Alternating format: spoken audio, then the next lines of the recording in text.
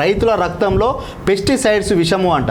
రాష్ట్రంలో ఏటా పెరుగుతున్న పురుగుల మందు వినియోగం 3 జిల్లాల్లోని 493 మంది రైతుల నుంచి శాంపిల్స్ల సేకరణ, రక్తం మూత్రంలో 28 రకాల పురుగుల మందుల అవశేషాలు, వాటి ప్రభావంతో ఆస్తమా, ఆల్జీమర్స్, క్యాన్సర్ తీవ్ర వ్యాధులు, మసకబారుతున్న కండ్లు, మెదడు పైన ప్రభావం.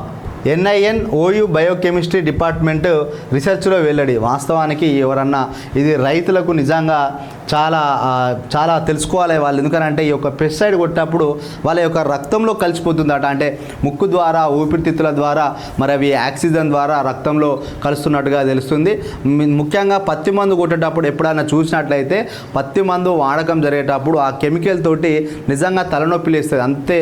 అంత తీవ్రమైన స్మెల్ వస్తుంది. అప్పుడు మెదడు సంబంధించిన వ్యాధులు అంటే ఆల్జీమర్స్ అంటే మతిమర్పింగా ఏంటిది అనేది గుర్తుండేది.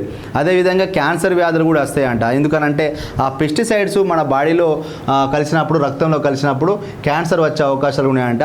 అవి ఆ కెమికల్స్ ప్రభావం వల్ల కళ్ళు మసకబారుతాయంట రైతులకు. అందుకే కంటి పొరలు వచ్చి పాపం వాళ్ళకు చాలా ఇబ్బంది అవుతుంది. మంచి ఆహారం తీసుకున్నా కూడా రైతులకు ఎందుకు ఈ ఆరోగ్య సమస్యలు వస్తున్నాయంటే పెస్టిసైడ్స్.